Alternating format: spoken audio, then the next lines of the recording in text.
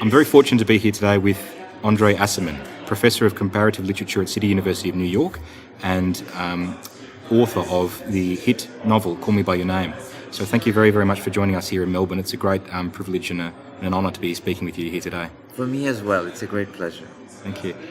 Perhaps you could begin, Professor, by giving us a brief overview of your life and story and how it was that you came to be here in Melbourne on this autumn evening for your first time, I believe. Very first time. Yeah. I think that my whole life begins in Egypt, and there is a moment of, there's a bit of a shock because I'm kicked out of Egypt, which is a place that I didn't want to be in to begin with. So I was born there, I didn't like it, I couldn't wait to get out, and then eventually I was forced out because of political situation. And essentially I never got over that. I think it reappears in almost everything I write. The absence of a homeland or of a home. They're not necessarily synonymous, but they mean the same thing in the end. In other words, a home cannot be your homeland, but it's still where you long to be and where you were made to expect to be. So you always have this expectation of something that occurred in the past. I mean, no, let me rephrase this. You are taught that you will be in a place, even though you're also understanding that you will never be in that place. So that kind of bickering that occurs inside of you and in the family as well, that we belong here but we don't belong here, has stayed with me forever, and so I take it everywhere I go. I write about exile, about displacement, about ambivalence, ambivalent sexuality. Everything that I write is essentially at loggerheads with itself. I hate to use the word contradiction, it's too simple. And eventually I wrote a book called Out of Egypt, which is about my life in Egypt, growing up in Egypt. It was successful, and I kept writing about exile after that all the time, until I got sick and tired of exile, and I decided to write about something else, and I wrote this book about a gay love affair. And Out of Egypt had done very well. I didn't need to write another book if I wanted to be known. But this has basically exploded, and once the film comes out, everybody talks about it, everybody writes to me, and it's there. And so I get invited to places, and eventually I got invited to Australia to come to Melbourne. Well, very lucky to have you here. So you are a professor of comparative literature. You teach the classics, right, and English style, with a particular interest in Marcel Proust. I hope I got the name right. You did. Could you please reflect on Proust's influence on your style, and perhaps also on the broader themes that he seems to be concerned about, namely memory, the passing of time, and nostalgia for things that we've lost? Yes. I think that the nostalgia comes naturally to me, so finding it in Proust was sort of an easy thing. Proust is a nostalgist. He longs for the past, or at least he claims to long for the past. It's an easy gesture, it's an easy move for him. And I immediately connected with that when I read Proust. I was very young when I read Proust. But there's also many other things in Proust. Proust is interested in people, and he wants to examine, or let's say excavate, their personalities, their motivations, what it is that they're hiding from you, and what it is that you're hiding, and what are your motivations when you're dealing with others. So he's very interested in that. I don't think there's another author who's done it as well as he has. Even psychologists are not able to penetrate the mind as he has. And I was interested in that too, because I don't trust people, and I always assume that they're out to get me or to hurt me. So I'm always sort of analyzing, what does he want? Why? What do they want? And so with that I connected as well. But the third item is the most important. There was a particular kind of cadence in the rhythm that Proust has invented for us. And once you allow yourself to be trapped and caught and basically carried away by that rhythm, you begin to see life differently. And what I wanted for people to do when they read me is to like the rhythm that I gave them, to accept the fact that they will be carried away by it. And once they do that, they can no longer tell whether it is they themselves they are reading or me. And the fact that there's a confusion is a Proustian move. When you read Proust, you think you're reading yourself. You're not reading Marcel. Yeah. And I wanted that to be, or maybe I didn't even want it. It just happens. Well, it did happen in Call Me By Your Name when I was reading it. And I felt myself slipping into the grooves of Elio's consciousness, and I actually almost like felt sort of like headachy at a point because of this obsessiveness, right, about Oliver, and it actually was so empathetic in the way that I was able to be absorbed into his mind. A lot of people get absorbed into it and they start crying because they see the trauma that they've experienced. But there are a lot of straight men who read my book and begin to question what their sexuality really is because they're seduced by it. And there are girls who are 12, 13 years old who they start crying for days. So they write to me, and their mothers tell me, she's been crying for days. I don't know what you've done. And of course, I didn't want to do that, but it's something that's totally unintentional. And beyond Proust, I think what really I loved about your work is how it's sort of suffused with classical and other literary references. Like I remember Elio's father speaking, quoting Dante and Dante's Inferno. And Virgil as well, particularly the image of reaching out to the further bank from Book 6. You see these subtle references all the way through, and of course, when they go to the lake and they literally dredge up a classical monument, I mean, this is quite a potent symbol of, I think, what your book does. It actually brings the classics back into our consciousness. So can you reflect on what moves and influences you about the classics as a writer? The classics are, for me, they're the best books that have ever been written. I mean, let's go with that. They also are the safest books. In other words, they're always established. They are there. When I was reading the classics as a child, I was in Egypt, and there was something about the classics that made me feel I belong to this tradition, even though I'm out there in this outbank of the world, which has no connection with the rest of the universe, because it was really secluded. And yet, when I think of the classics, it sort of tells me, no, you belong to a long tradition. Which you can communicate with, yes, and become part of. Yeah. Exactly. So, in many ways, the classics for me represented a connection with history and with the rest of Europe, and also with the very best of Europe. And I wanted that because it was good. But at the same time, the classics are they're so profound. So when Elio sort of masturbates with the peach, he's also thinking of the peach as a character from Ovid that has been transformed into poor peach, and she's like suffering. Or there's a big scene in the third chapter when it occurs in Rome, and they're having this dinner together, everybody's getting drunk, and suddenly this guy arrives very late because he got lost on the way, and he's drunk too, and he starts talking gibberish and so on. And that is all sort of a pastiche of the Symposium by Plato. Very few people know this. Okay.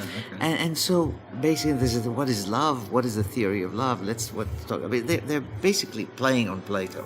And I love that because I think the classics are what, in one way or another, they are what unifies us among ourselves, because it's the common language we have, and it also unifies us with the past. And so it's something I consider essential and very safe. They're always going to be there.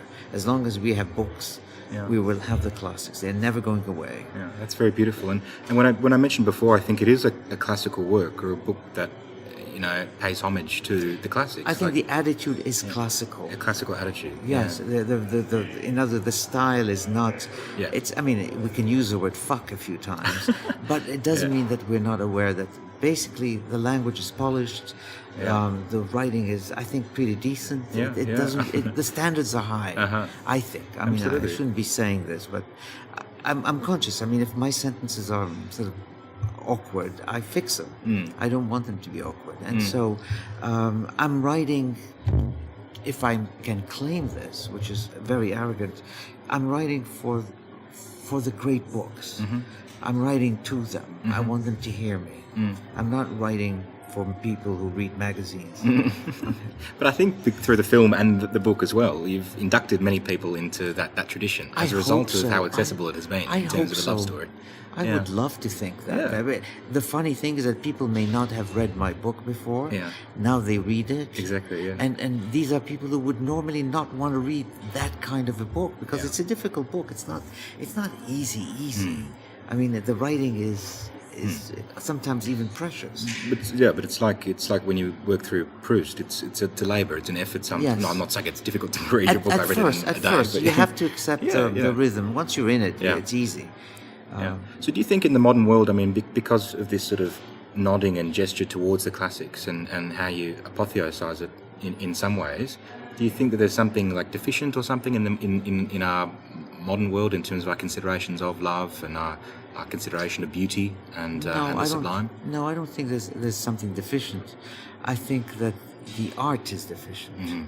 The standards of high art, I'm not talking about middlebrow art, I'm talking high art, are totally lacking. We want things to be simple and easy and quick. And there's a sense of, and I was speaking about this a couple of days ago in Sydney when I was making fun of Strunk and White. I don't know if you know who they are. No. Strunk and White are two individuals who wrote a book called The Elements of Style. Okay, but that's exactly what people think that good writing is.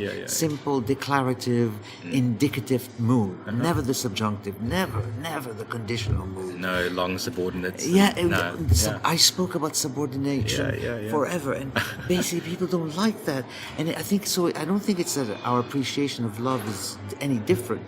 The Greeks didn't have a good idea of what love was either, but they knew how to speak about it, and they knew how to elaborate as opposed to simplify. Which we don't in short declarative academic writing in many ways. You can't. It destroys it. You're going to get a credit or a pass on your assignments. That's exactly. Okay, so moving along. In terms of the impact that the book has had on attitudes towards sexuality and gender, particularly like people. Attitudes towards gay or bisexual or even bi-curious men and women, people reading the book can interrogate their own sexuality. What kind of like impact do you think that your work has had, and the film as well, in terms of making people feel that it's okay to be authentic, in themselves and in their sexual identities? I think that at this point in time, most people are. They're not fighting their sexuality any longer. I mean, people are coming out all the time. It's older people who basically regret not having come out to their parents because their father is long dead, that sort of thing. And they write to me about that. In many ways, I think that the book sanctions the absence of repression. And it's an encouragement, particularly to parents, to heed what their children are saying and to accept. There's no choice but to accept. But this is like, I come back to Plato again. The father, I can't remember his name, this is horrible, but he represents in many ways a platonic form of what a father should be in terms of being loving and accepting and in listening as well, and almost encouraging his son to feel the pain rather than to just sort of, stiff up a lip and it's going to go away. I thought that was remarkable. Well, but I think I believe it, and I think everybody accepts that. I mean, we fight many times when we suffer, and especially with love. We fight it. We try to hate the other person and get rid of them, and what the father is saying, no, don't fight it. It's good to suffer. And then he makes the other declarative statement, that is, I could have had what you had, but I never did. And so there is even a touch of nostalgia on the father's part. Precisely. And what kind of father would tell that to his son? I mean, it's not just the son coming out to the father. It's the father coming out to the son. Precisely, and it's remarkable. And I think that's very moving. Deeply so. Beyond the idea of reconciling oneself with, that Greek concept of nothi suton, that's not the right pronunciation, but it means become who you are, essentially. And there's a sense in which that the book and the film is about sexual awakening, coming into one's sexuality, the act of making love as well. But I think what hasn't been discussed as much, insofar as the things that I've read, is the idea of the book being a religious awakening as well. And there's that beautiful line about, when Elio and Oliver are together and Elios had the blood nose and and they speak about the Star of David that they're wearing on the chest, and he says, you're not a Jew of discretion or something to that effect. Yeah. Or no, Elio says that Mum says we're Jews of discretion. But then after that, the next scene is him, coming out of the water, like almost like a baptismal sort of image, and he's wearing the Star of David. Very well said. Yeah. I had never planned for this, but it's in the film. He comes out of the water and he is baptized. Very well said. Yeah. I think that he's accepted his religion and he's open. But I think the religion motif, I wasn't really interested about the Jewishness per se, but they are the two Jews in the town. Yeah. And so it automatically binds them somehow. They have something in common. They may have nothing else in common, but they do have that in common, and it sort of solidifies their relationship. And the fact that Elio accepts to wear the Star of David, for me is clearly a symbolic acceptance of his own sexuality. Absolutely. Which he's accepted from the page 1 in the book. And from page 1, there's no, I am not gay, I'm not gay. I mean, from the very beginning, he's saying, I know what I want. I want to sleep with this guy. Period. I think it also taps into that, like, almost Kafkaesque, as a writer, sense of him. There's like that outsider complex, being gay, and being away from what is heteronormative, but also being Jewish in a village which isn't Jewish, and the same as Oliver being, is it New Hampshire or something? He's the only Jew in that particular locale. So how do you, going back to that idea of like exile and outsider and alienation, is it something that's been pertinent for you as a writer? It is totally pertinent to me, because I remember when I was in Egypt, I was 10 years old, even perhaps younger, and there was another boy, and he must have been 16, 17. And he wore a Star of David, or actually not even a Star of David. He wore a mezuzah, which is, I don't know, but I don't know. It's another symbol that Jews have. And I saw this and said, "What is he, crazy? Yeah. This is Egypt, and he's walking around with this thing." And this is after the Egyptian nationalism expelled the Jews. Yes. And in fact, he ended up pretty badly. Years later, I found out. But I mean, he was so totally okay with being Jewish, whereas I was not ever going to wear one. And I envied him, and I became interested in him because he was a Jew who was not afraid of being Jewish. Yeah. And I thought I wanted to have a friendship with him. He wasn't interested because he was much older, but I'm sure that if I had known about sex back then, maybe I would have thought that there was some kind of attraction, but I'm not sure. I couldn't say. For you as a writer and a human, you obviously live in New York now, and in some academic writing that's been called the global capital for the Jewish diaspora. Yes. And versus that idea of having to be rooted in a particular homeland, like in Israel and the Holy Lands. Right. How do you interact in New York as a Jewish man? I put it this way: New York has made it very, very easy for me to be Jewish, in the sense that most of the people I know are either half Christian or Jewish. Yeah. But I'm a very bad Jew. I don't like Judaism. I don't like the religion. I was never the equivalent of communion, bar mitzvah. I refused the whole thing. Why? Because I hate religion. I really don't like religion, any religion. But probably because I had to pay a price for being Jewish when I was growing up. So I have no tolerance for religion. So in New York, there are many practicing Jews, and they invite me to their weddings and things, and I have to go, but I hate going. I really hate. I find that surprising, because I thought that in the whole beautiful image of call me by your name and I'll call you by your name, that recalled to me the Song of Solomon, chapter 6, verse 3 or something, about I am my beloved's and my beloved is mine. This idea of total, total sort of exchange of self, or total, two hearts beating as one, and total commitment, trust, love, loyalty, intimacy, exactly. Yes. Yeah. I believe that. I believe that it's possible. It doesn't always last, but it exists, and it exists capriciously, whimsically, because you can't always arrest it there.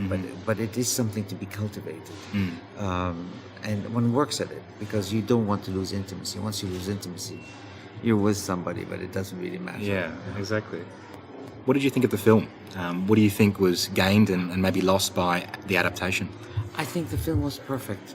I love the film. In fact, ironically, I was watching it on the plane coming here. Really? Yeah. Just to refresh my mind, I've seen it a million times, and I like the film. I like the fact that it takes its time.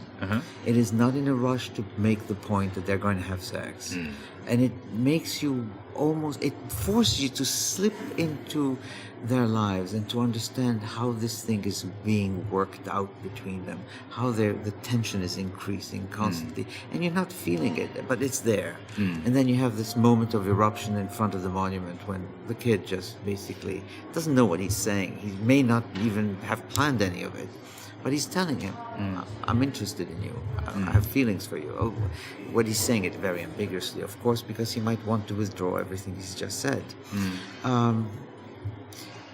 The film is very faithful to the spirit of the book. Now, there are many changes that occurred. Among others, there's no sense of the future, which is totally out of the... There's no trip to Rome, which was, I think, pretty important for me. But it doesn't matter, because I think the end of the book, most people get to the end of the book, and they always write to me and they say, I've cried. At the moment I could feel the end coming, I was already crying. And I don't understand why. Really? I don't. And being very honest, it's very hard for me to understand. I cried a lot.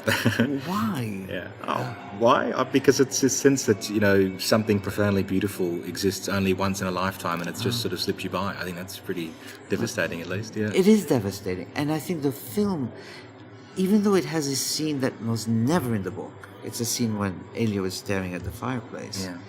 Yeah. I think that captures exactly what the end of the book was doing in its own in film language, which is totally different from book language.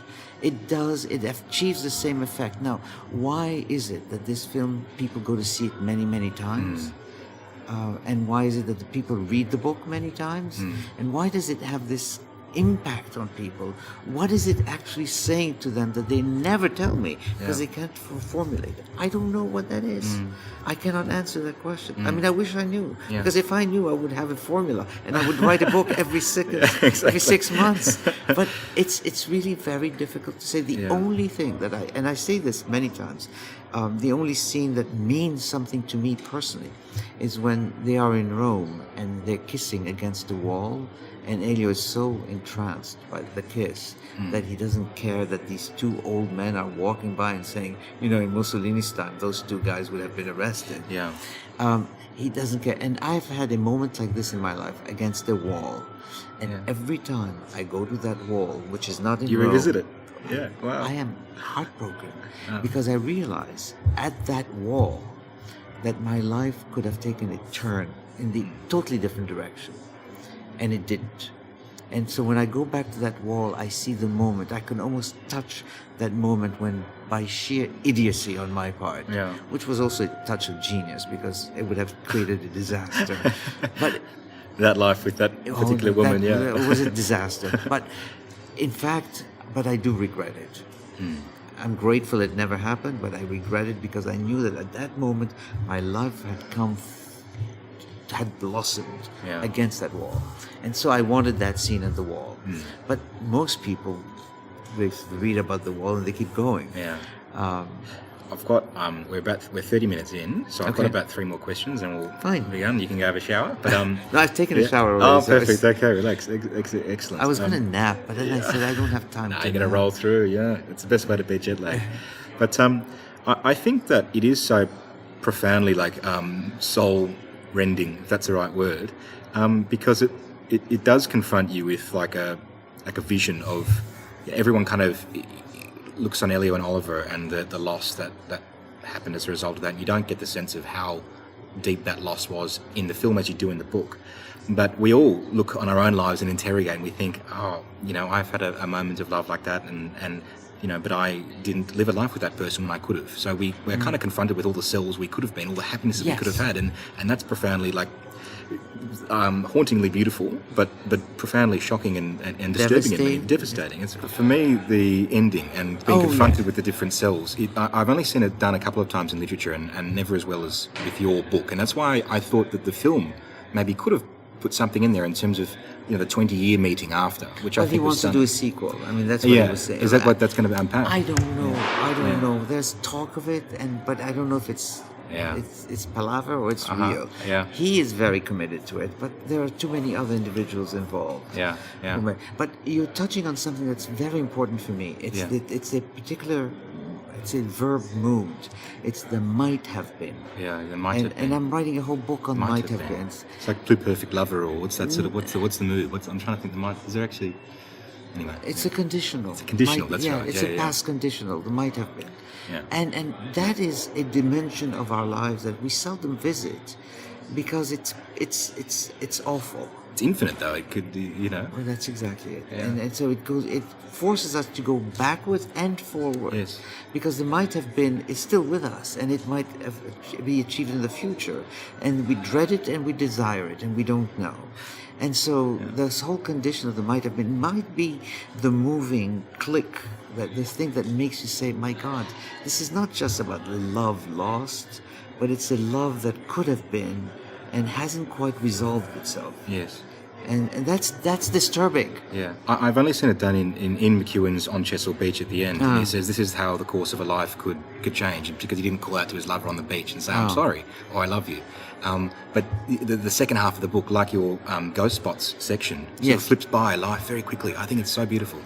And it's sad, because ultimately the life they did lead is not fulfilling in some ways. That's compared to the infinite possibilities in their minds. And I like the fact that Elias says, when he says, come and visit my family. Yeah. And he says, no. Yeah. Because he doesn't want to see. Obviously, he still is not over it. Yeah. And neither is Oliver, for that matter. Yeah. But coming back to the final sort of questions is, there's that beautiful line at the end, last couple of pages, about the memories and the instances you've had with your lovers and partners and, lovers and friends. They're never really gone. And you use this sort of expression, it was like a beautiful summer firefly, or there was a sort of like a beautiful, like a summer field, like this almost like eternal sort of space of memory, where in which, you and your lover from 40 years ago on the wall in Rome are still together in some ways. It doesn't disappear. Yesterday was like tomorrow, or something like that. Yeah, exactly. That's just one sentence. Yeah, that captures it, because, what was just happened centuries ago. Exactly. And what happened 20 years ago is just like this morning. Yeah, precisely. And I think, but it's because I'm always challenging time. And you said, you initially started by saying that time is mortality. And I think it is. Yeah. I mean, time equals death. And we don't like death. And I do not accept death. Yeah. And I think that we try to negotiate with it, however feebly we can, so that we can essentially grab something and keep it. And it's very hard to do. So my final question is, do you think that memory can sometimes be like a siren, which can lead you to sort of crash on the rocks? Because my thing is, it's nice, for me at least, I dwell on all the, beautiful lovers and friends that I've known over the years, but ultimately, we are here in the present today, and I think that the best part when I read the book and watch the film is when it makes me feel like I should be creating more memories today, and sort of like, gathering my rosebuds while I sort of still can, because what we have here today will one day be a memory, and we need to make sure that we are actively living in the present. We should live in the present. I've always thought so, and that's what the Father is saying. Live in the present. Don't fight the past, but don't also anticipate the future. Stay in the present. And I believe that, except I don't know how to do it. I think that whenever I used to go into a relationship, I would feel like, I know this is not going to last more than 2 weeks. I can already tell. And people would say, don't be judgmental. I said, but I can tell. It's not going to go far. And I was always right. Well, you made it happen that way because I said, no, I just knew it wasn't going to go. Yeah. The ones where I felt my whole life is teetering before this particular relationship and this particular desire are the moments when I felt I better control this because it might control me. Yeah. And I was going against the Father's advice. Yeah. Well, thank you so much for your time. I know you've got to rush off. It's very generous of you to squeeze me in. And It's a pleasure. Thank you so much. You're really very good at this. Thank you. I have to tell you. Yeah. I mean, it was a total pleasure. Okay, great. Enjoyed myself. You. Yeah. Enjoy Melbourne as well. Thank you. One night in Melbourne. Fantastic. One night in Melbourne. That's all I can do. Okay.